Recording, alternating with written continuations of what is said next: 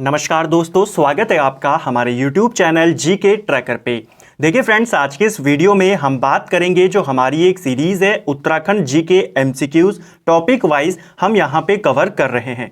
इस सीरीज़ में हम पूरे उत्तराखंड जीके को एमसीक्यूज के रूप में कवर करते हैं और उनको एक्स्ट्रा फैक्ट के साथ यहाँ पर देखते हैं, जिससे आपका रिवीजन भी हो जाता है और आपकी प्रैक्टिस भी यहाँ पर हो जाती है। इस सीरीज से पहले, इस वीडियो से पहले हमने उत्तराखंड के प्राचीन इतिहास के एमसीक्यूज को देखा, मध्यकालीन इतिहास, आधुनिक इतिहास, अलग राज्य स्थापना को लेकर जितने भी आपके एमसीक्यूज बनते हैं वो सारे हमने कवर किए। जो उत्तराखंड का भौगोलिक स्तर है, भौगोलिक स्थिति है, उसको लेकर हमने एमसीक्यूज को कवर किया। उत्तराखंड की जलवायु को भी हम कवर कर चुके हैं। आज के इस वीडियो में हम उत्तराखंड के नदी तंत्र से बनने वाले महत्वपूर्ण एमसीक्यूज को एक्स्ट्रा फैक्ट के साथ यहां पे कवर करेंगे। तो चलिए दोस्तों, आज के इस वीडियो को शुरू करते हैं। अगर आपने इस सीरीज के जो प्रीवियस वीडियोज हैं उनको नहीं देखा, आप उनको प्लेलिस्ट में जाके देख सकते हैं। तो चलिए शुरू करेंगे। आज का हमारा पहला प्रश्न है, उत्तराखंड में अधिकांश नदियों का प्रवाह किस दिशा में होता है? उत्तराखंड में जो अधिकांश नदियों का प्रवाह होता है यह आपके दक्षिणी पूर्व दिशा में होता है। ठीक है, तो ये आपको याद रखना है। दूसरा प्रश्न है हमारा, पुराणों में निम्न में से किस नदी को सप्त सामुद्रिक स्रोत में नहीं रखा गया है? तो प्राचीन काल में या पुराणों में 7 नदियों का एक संगम बनाया गया, समूह बनाया गया, जिन्हें सप्त सामुद्रिक स्रोत कहा जाता है उत्तराखंड में। ठीक है, तो इसमें कौन कौन सी 7 नदियां हैं और इनमें से किस नदी को इन सप्त सामुद्रिक स्रोत में शामिल नहीं किया गया है? तो पहले आपको 7 नदियां पता होनी चाहिए। कौन कौन सी हैं? एक है आपकी भागीरथी, अलकनंदा, धौलीगंगा, नंदाकिनी, मंदाकिनी, पिंडर और नयार। तो ये 7 नदियां इसमें शामिल हैं। आप देख सकते हैं गौरी नदी, गौरी गंगा इसमें शामिल नहीं है। नेक्स्ट है हमारा, निम्न में से किस नदी का जल देवताओं को नहीं चढ़ाया जाता है? तो देवताओं को नंदाकिनी नदी का जल नहीं चढ़ाया जाता है। इसके अलावा जो श्यामा नदी है, काली नदी, इसे भी पुराणों में अपवित्र माना गया है और इसका जल भी जो देवता है इनको नहीं चढ़ाया जाता। तो 2 नदियां याद रखनी है, नंदाकिनी और काली नदी।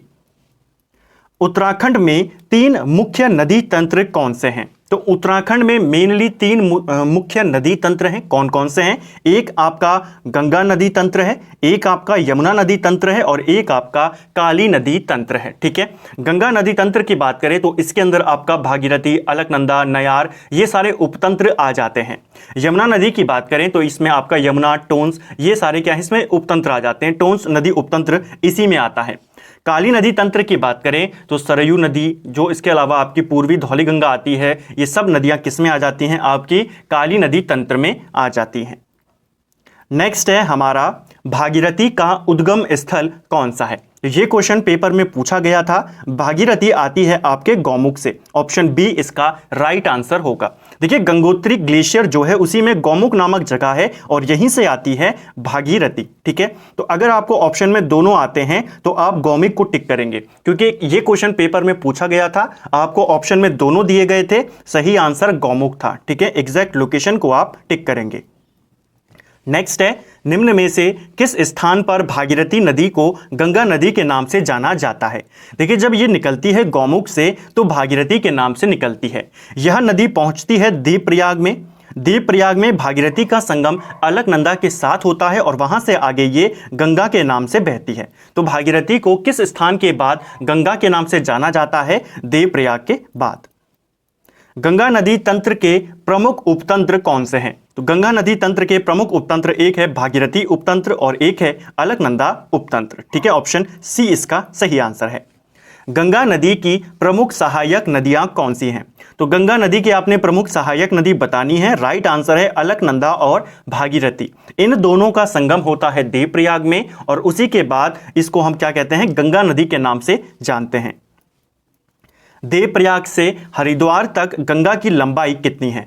तो देखिए, देवप्रयाग से हरिद्वार तक गंगा की जो लंबाई है, कुल लंबाई, ये 96 किलोमीटर है और ये आपको याद रखना है, पूछा जाता है। ठीक है, नेक्स्ट है, उत्तराखंड के किस जिले में गंगा नदी तंत्र में रतमाऊ और सोलानी नदियां मिलती हैं?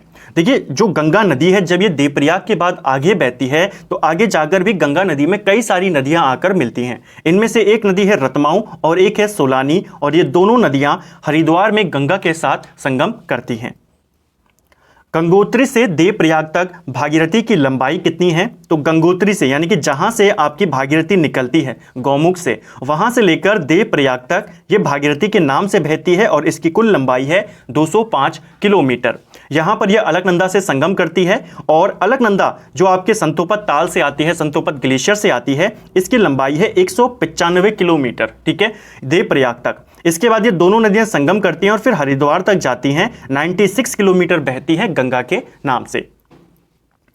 उत्तराखंड में किन नदियों को सास बहू के नाम से जाना जाता है? तो सास बहू के नाम से जाना जाता है भागीरथी और अलकनंदा को, ठीक है। इनमें जो भागीरथी है इन्हें सास माना जाता है और अलकनंदा को बहू माना जाता है। तो ये दोनों भी आपको याद रखने, पूछा जाएगा कौन बहू है कौन सास है। जाह्नवी नदी निम्न में से कौन सी एक मुख्य नदी से संबंधित है? जाह्नवी नदी, जिसे हम जाड़ गंगा भी कहते हैं और इसको लेकर बहुत बार क्वेश्चन पूछा गया है। जाड़ गंगा या जाह्नवी नदी यह आपकी भागीरथी की एक प्रमुख सहायक नदी है, ठीक है। उत्तरकाशी में भैरव घाटी में यह नदी जाह्नवी नदी भागीरथी से मिल जाती है। तो ऑप्शन सी इसका राइट आंसर होगा। नेक्स्ट है, जागेश्वर धाम किस नदी के तट पर स्थित है? जागेश्वर धाम, जिसे उत्तराखंड का 5वां धाम भी माना जाता है, उत्तराखंड का सबसे बड़ा मंदिर समूह भी है जागेश्वर धाम, अल्मोड़ा में है और यह आपके जटागंगा नदी के तट पर स्थित है। तो क्वेश्चन बनता है जागेश्वर धाम कौन सी नदी पर है? जटागंगा नदी के तट पर है, ठीक है। नेक्स्ट है, भिलंगना नदी का उद्गम स्रोत क्या है?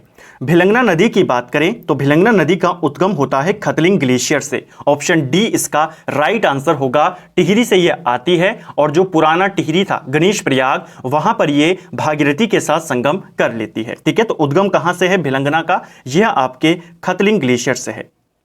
नेक्स्ट है, निम्न में से किस स्थान पर भिलंगना नदी भागीरथी नदी से जाकर मिलती है? तो भिलंगना किसकी सहायक नदी है? भागीरथी की। और ये कहां पर जाकर मिलती है? गणेश प्रयाग, जिसे पुराना टिहरी भी कहते हैं, जो कि अब टिहरी बांध में डूब चुका है, ठीक है। नेक्स्ट है, भिलंगना नदी की कुल लंबाई कितनी है? भिलंगना नदी की कुल लंबाई है 110 किलोमीटर, आपको याद रखना है। बालगंगा किसकी सहायक नदी है?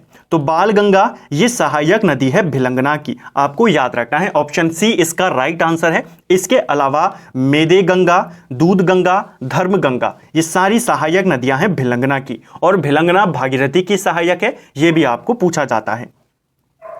अलकनंदा का प्राचीन नाम क्या है? तो देखिए, अलकनंदा का प्राचीन नाम मिलता है पुराणों में विष्णु गंगा के नाम से भी मिलता है, ठीक है। तो ये भी आपको याद रखना है। कहीं कहीं पर आपको पश्चिमी धौली गंगा, जहां पर जो धौली गंगा नदी है, पश्चिमी धौली गंगा विष्णु प्रयाग में यह अलकनंदा के साथ संगम करती है, तो उसे भी विष्णु गंगा कहा जाता है। लेकिन पुराणों में कहीं कहीं पर अलकनंदा का नाम भी विष्णु गंगा देखने को मिलता है। तो ये पॉइंट भी आपको याद रखना है।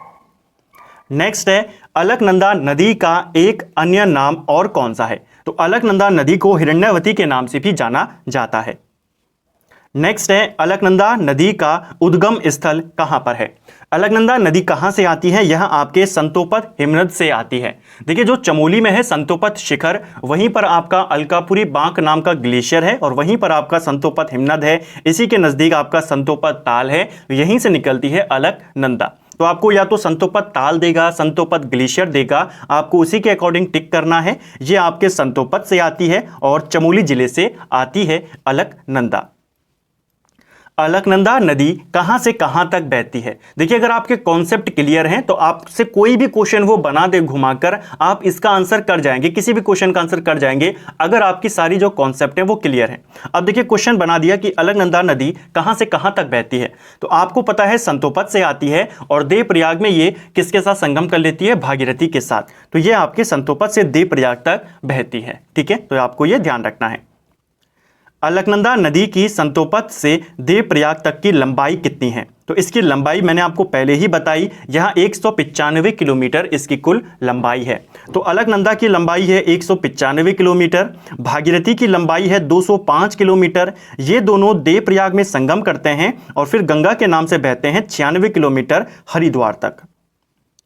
अलकनंदा में सर्वप्रथम कौन सी नदी मिलती है? देखिए अलकनंदा में सर्वप्रथम कौन सी नदी मिलती है? आंसर जो यहां पर बताया गया है वो लक्ष्मण गंगा है, जो कि अभी सही आंसर नहीं है।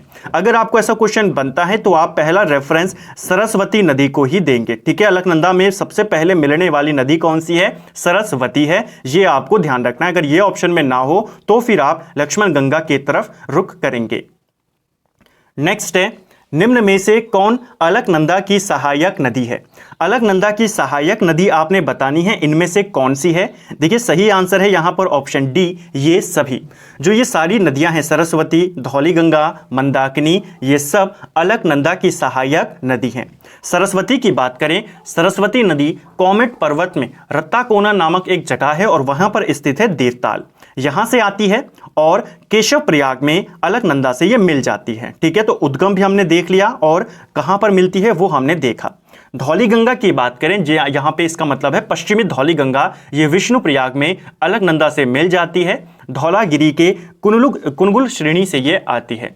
मंदाकिनी आप सभी जानते हैं, मंदराचल श्रेणी रुद्रप्रयाग से आती है और रुद्रप्रयाग में ये किसके साथ मिल जाती है? अलकनंदा से मिल जाती है। तो तीनों नदियां किसकी सहायक है? अलकनंदा की। निम्न में से किस स्थान पर पिंडर नदी अलकनंदा में मिलती है? पिंडर नदी ये अलकनंदा से मिलती है कर्णप्रयाग में, इसीलिए पिंडर नदी को कर्ण गंगा के नाम से भी जाना जाता है। तो ये भी आपको याद रखना है, कर्णप्रयाग में पिंडर और अलकनंदा का संगम होता है।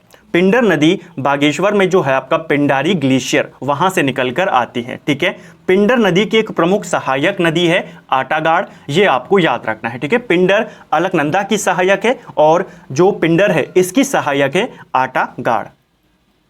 नेक्स्ट है हमारा अलकनंदा एवं मंदाकिनी नदियों के संगम पर स्थित है। तो अभी हमने देखा अलकनंदा और मंदाकिनी, इनका संगम होता है रुद्रप्रयाग में। ऑप्शन ए यहां पे सही आंसर होगा, आपको ध्यान रखना है। जो केदारनाथ धाम है यहां भी आपके मंदाकिनी नदी के तट पर बसा हुआ है। मंदाकिनी नदी आपके रुद्रप्रयाग में निकलती है और रुद्रप्रयाग में ही, वहीं पर ये पूरे जिले में ही बहती है। ठीक है, यानी कि रुद्रप्रयाग के अलावा किसी दूसरे जिले में नहीं जाती है मंदाकिनी। ठीक है, मंदाकिनी की एक प्रमुख सहायक नदी है मधुगंगा। ये कहां पर मिलती है मंदाकिनी के साथ? तो रुद्रप्रयाग में काली मठ के नजदीक। ठीक है, इसके नजदीक मधुगंगा मंदाकिनी में मिल जाती है। भागीरथी नदी अलकनंदा से कहां मिलती है? तो अब इसका आंसर काफी आसान है। भागीरथी और अलकनंदा का संगम देवप्रयाग में होता है। सास बहू के नाम से ये दोनों नदियां जानी जाती हैं। अगर आपको सास बहू नदी पूछा जाएगा तो देवप्रयाग, सास बहू खेत पूछा जाएगा तो बागेश्वर। गोविंद घाट किन नदियों के संगम पर स्थित है? देखिए जो अलकनंदा के साथ लक्ष्मण गंगा मिलती है, ये गोविंद घाट में ही मिलती है। तो ऑप्शन बी इसका राइट आंसर यहां पर होगा। नेक्स्ट है सरस्वती नदी का उद्गम स्रोत कहां पर है? सरस्वती नदी का उद्गम स्रोत आपने बताना है किस ताल से निकलती है। राइट आंसर है देवताल से निकलती है सरस्वती नदी। जो कामेट पर्वत है आपका, उसी में रत्ताकोना नामक एक जगह है और उसी जगह पर एक ताल है जिसे हम देवताल कहते हैं। ठीक है, तो क्वेश्चन बन सकता है देवताल कहां है? आपके चमोली जनपद में है। ठीक है, और यहीं से निकलती है सरस्वती नदी, जो कि केशव प्रयाग में अलकनंदा से संगम कर देती है। एक चीज ध्यान रखना, जो ये केशव प्रयाग है जहां पर अलकनंदा और सरस्वती का संगम हो रहा है, इसे पंच प्रयागों में शामिल नहीं किया जाता है। ठीक है, उत्तराखंड के पंच प्रयाग किस नदी के तट पर स्थित हैं? उत्तराखंड में 5 प्रयाग हैं जिनको हम पंच प्रयाग कहते हैं। कौन कौन से हैं?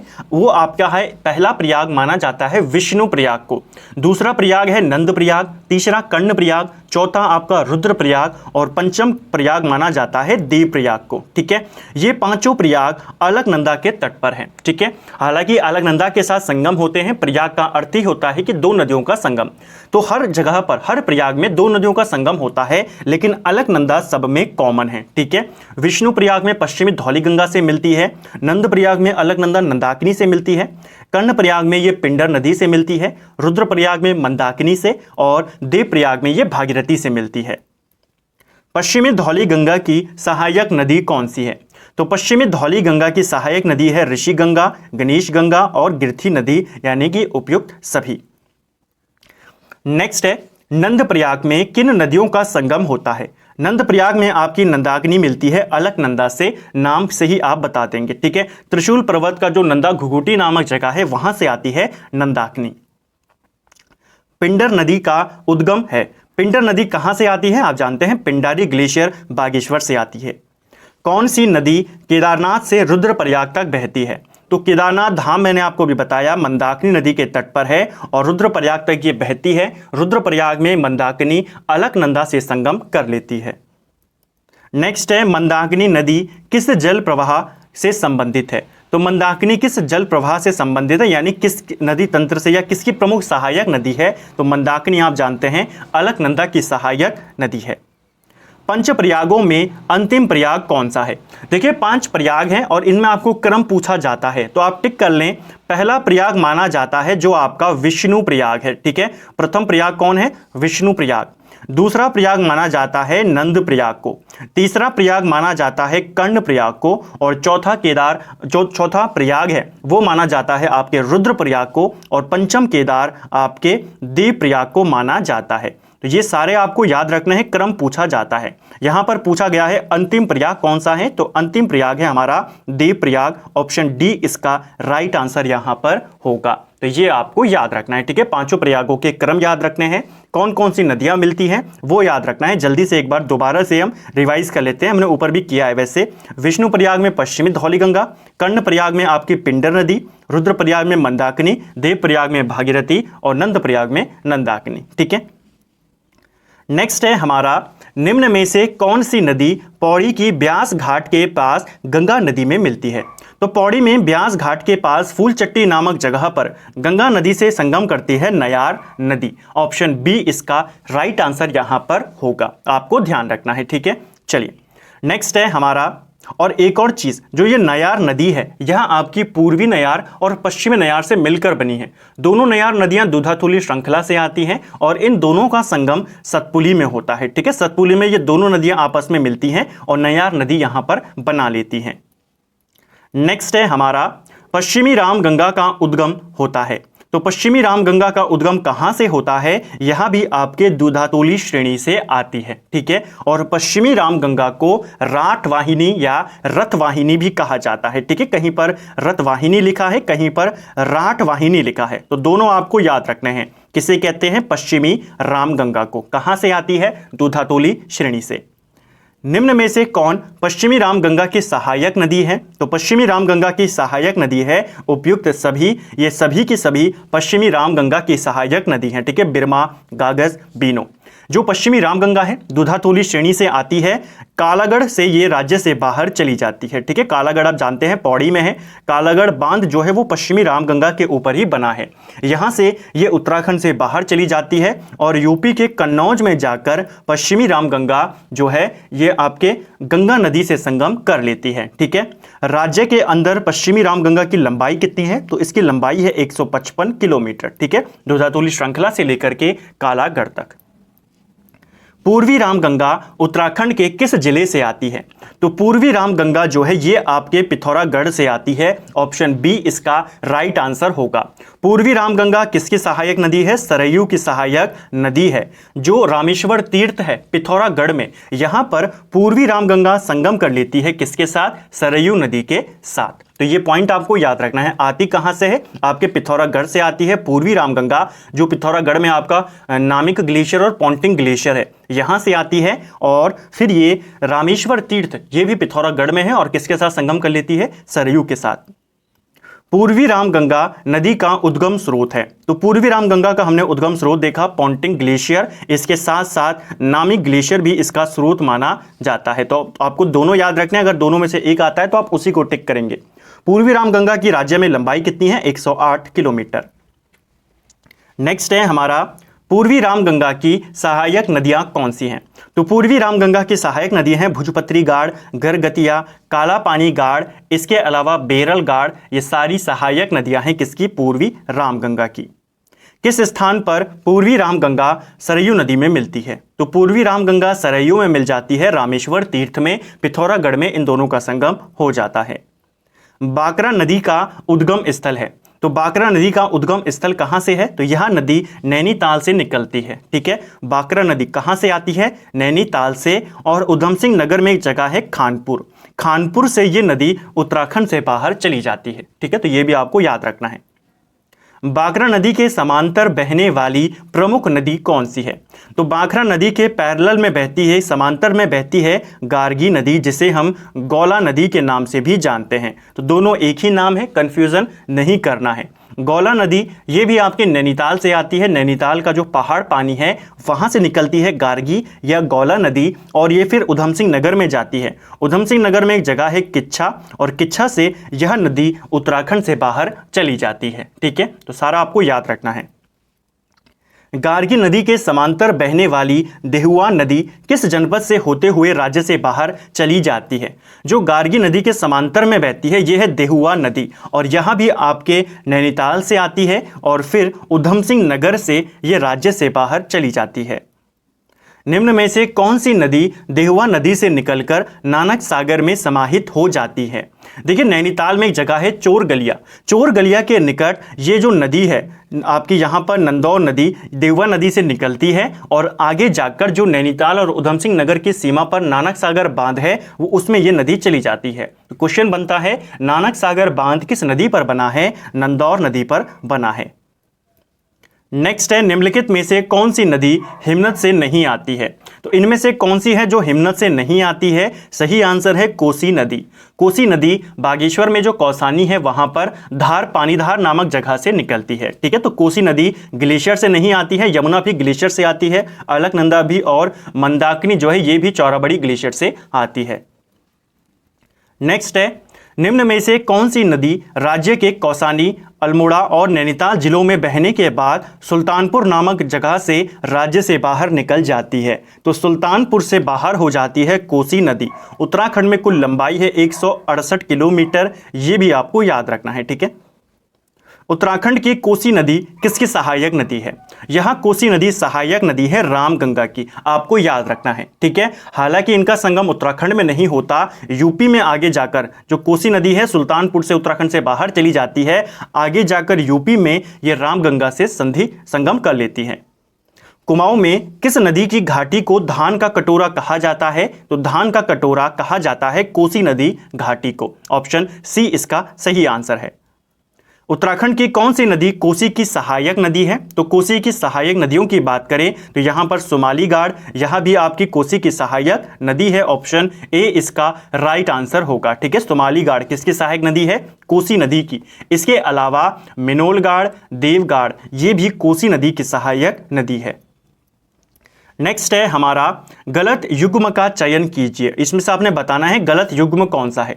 विष्णुप्रयाग में क्या अलकनंदा और मंदाकिनी मिलती है? गलत है, विष्णुप्रयाग में अलकनंदा और पश्चिमी धौलीगंगा का संगम होता है। ठीक है, तो पहला ही हमारा यहाँ पर आंसर होगा। बाकी रुद्रप्रयाग में अलकनंदा और मंदाकिनी मिलती है, कर्णप्रयाग में अलकनंदा पिंडर मिलती हैं, और देवप्रयाग में अलकनंदा से भागीरथी मिलती है। नेक्स्ट है, यमुना नदी का उद्गम राज्य के किस जिले से होता है? तो यमुना नदी आप जानते हैं यमुनोत्री ग्लेशियर में जो यमुनोत्री कांटा है, ठीक है, वहां से निकलती है, और ये आपके उत्तरकाशी में पड़ता है। यमुना की यमुनोत्री से धालीपुर तक कुल लंबाई कितनी है?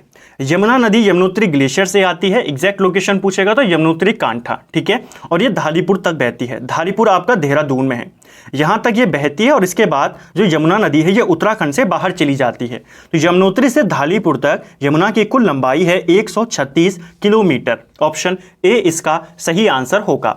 जब ये धालीपुर से बाहर चली जाती है फिर ये यूपी में एंटर कर जाती है, और फिर जाकर के आगे जाके आखिर में जो यमुना नदी है ये आपके इलाहाबाद में यानी प्रयागराज में जाकर के गंगा नदी से संगम कर लेती है।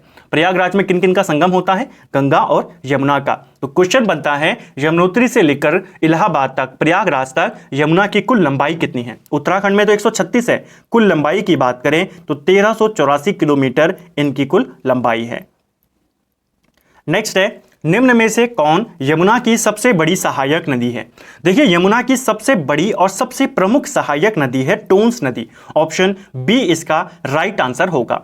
जो ये टोंस नदी है ये दो नदियों से मिलकर बनी है, एक है रुपिन नदी, एक है सुपिन नदी। ठीक है, दो नदियों से मिलकर बनी है।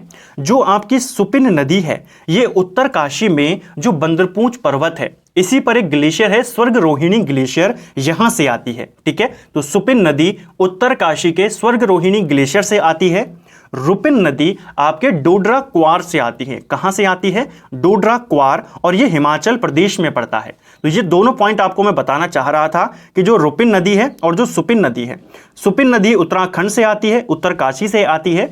रुपिन नदी जो है ये आपके हिमाचल से आती है। दोनों नदियां संगम करती हैं और दोनों नदियां टोंस नदी फिर बनाती हैं। टोंस नदी को तमसा नदी के नाम से भी जाना जाता है। ठीक है, यह यमुना की सबसे बड़ी सहायक नदी है, सबसे प्रमुख सहायक नदी है।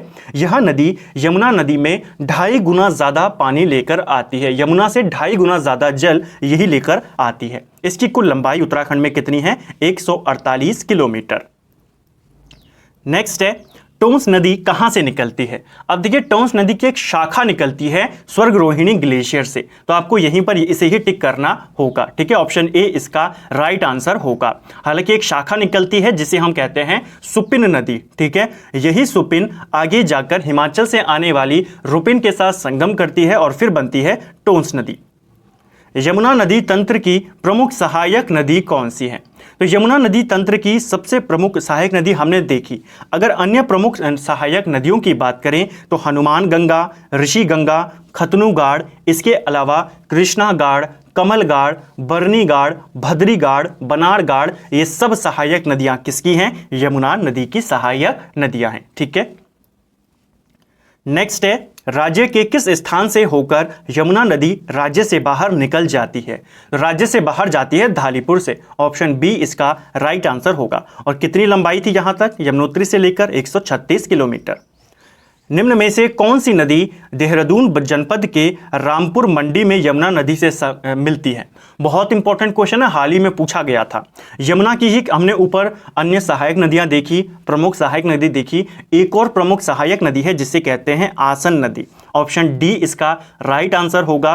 और ये आसन नदी रामपुर मंडी में यमुना नदी से मिल जाती है। तो ऑप्शन डी इसका राइट आंसर यहां पर होगा।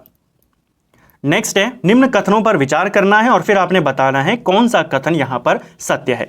कथन अगर हम पढ़ना शुरू करें, यमुना नदी का उद्गम उत्तरकाशी के बंदरपूंछ पर्वत में स्थित यमुनोत्री ग्लेशियर के यमुनोत्री कांठा नामक स्थान से होता है। तो यह कथन बिल्कुल सही है। ठीक है, यमुना नदी की कुल लंबाई 1384 किलोमीटर है, यह भी बिल्कुल सही है। उत्तराखंड की बात नहीं हो रही है, टोटल लंबाई की बात हो रही है। उत्तराखंड में इसकी लंबाई 136 किलोमीटर है और ओवरऑल इसकी लंबाई 1384 किलोमीटर है। तो ये भी सही है। नेक्स्ट है, यमुना की सबसे बड़ी सहायक नदी गौरी गंगा है, जिसका उद्गम बंदरपूंछ पर्वत के स्वर्गरोहिणी ग्लेशियर से होता है।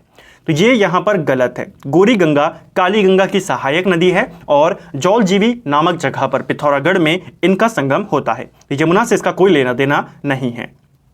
तो जो केवल कथन 1 और 2 हैं ये दोनों सही हैं, कथन 3 गलत है।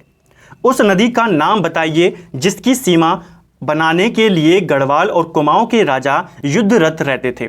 आप जानते हैं गढ़वाल और कुमाऊं के राजाओं में लगातार युद्ध होते रहते थे। किस नदी को बॉर्डर बनाने को लेकर ये युद्ध होते थे? ये होते थे पश्चिमी रामगंगा को बनाने के लिए। ठीक है, ऑप्शन डी इसका सही उत्तर है। शारदा नदी का उद्गम कहां से है? शारदा नदी कहां से आती है? यह आपके पिथौरागढ़ के काला पानी नामक जगह से आती है। ठीक है, भारत और नेपाल की यह सीमा बनाती है। जो एक पर्वत है काकगिरी पर्वत, उसके पैरेलल में बहते हुए आती है। स्थानीय भाषा में काली नदी को किस नाम से जाना जाता है? तो स्थानीय भाषा में काली नदी को काला पानी गाड़ कहा जाता है। पुराणों में काली नदी को क्या कहा गया है? पुराणों में काली नदी को, या जिसको हम शारदा नदी कहते हैं, इसे श्यामा नदी कहा गया है। पुराणों की बात करें तो स्कंद पुराण में कहा गया है काली नदी को श्यामा नदी, और इसी पुराण में श्यामा नदी का जल अपवित्र माना गया है कि इस जल को देवताओं को नहीं चढ़ाया जा सकता। नेक्स्ट है हमारा, उत्तराखंड की सर्वाधिक लंबाई वाली नदी कौन सी है? तो उत्तराखंड की सबसे लंबी नदी है काली नदी, 252 किलोमीटर इसकी कुल लंबाई है। ठीक है, नेक्स्ट है हमारा, लदिया सहायक नदी है। जो लदिया सहायक नदी है ये किसकी सहायक नदी है? लदिया नदी काली नदी की सहायक नदी है और काली नदी में मिलने वाली उत्तराखंड की अंतिम नदी है लदिया नदी। ठीक है, चंपावत में एक जगह है चुका नाम की, और इस जगह पर लदिया नदी काली नदी से संगम कर लेती है। निम्न में से कौन सी नदी काकगिरी पर्वत के समांतर बहते हुए भारत और नेपाल का बॉर्डर बनाती है? तो ये बनाती है काली नदी। ठीक है, पूर्वी धौली गंगा खेला नामक स्थान पर किस नदी से मिल जाती है? तो पूर्वी धौली गंगा ये आपकी काली नदी की सहायक नदी है, खेला नामक जगह पर ये इसके साथ मिल जाती है। पूर्वी धौली गंगा किस नदी का एक उपतंत्र है? तो हमने ऊपर देखा ये काली की सहायक नदी है, यानी काली नदी का ही एक उपतंत्र है। पूर्वी धौली गंगा की अगर हम सहायक नदियों की बात करें, ये खुद काली की सहायक नदी है, लेकिन इसके भी कुछ सहायक नदियां हैं, जैसे लिस्सर नदी, नांदारमा नदी और कंचुतिच नदी, सेला यांगटी, ये सब किसकी हैं? पूर्वी धौली गंगा की। पूर्वी धौली गंगा सहायक नदी है काली नदी की। ऑप्शन बी इसका राइट आंसर होगा। काली नदी से मिलने वाली उत्तराखंड की अंतिम नदी कौन सी है? तो यह है आपकी लदिया नदी।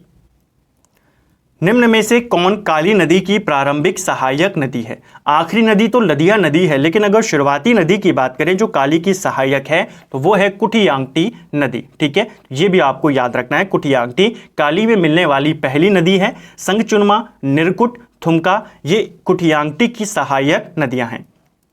राज्य में सर्वाधिक अपवाह क्षेत्र वाली नदी कौन सी है? तो सबसे लंबी नदी की बात हो रही है, यह है आपकी काली नदी। सबसे ज्यादा जल प्रवाह वाली अगर नदी पूछा जाएगा तो वो होगी अलकनंदा।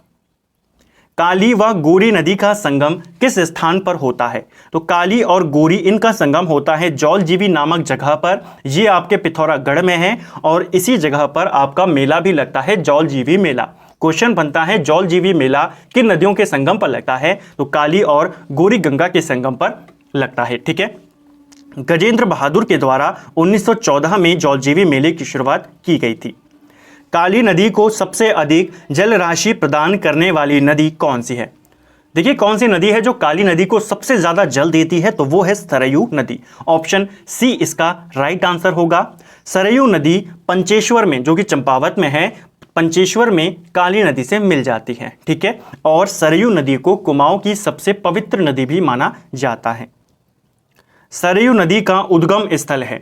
देखिए सरयू नदी आपके बागेश्वर से आती है। बागेश्वर का जो सरमूल नामक जगह है, जिसे हम झुंडीधार भी कहते हैं, वहां से निकलती है सरयू नदी और इसकी कुल लंबाई है 146 किलोमीटर।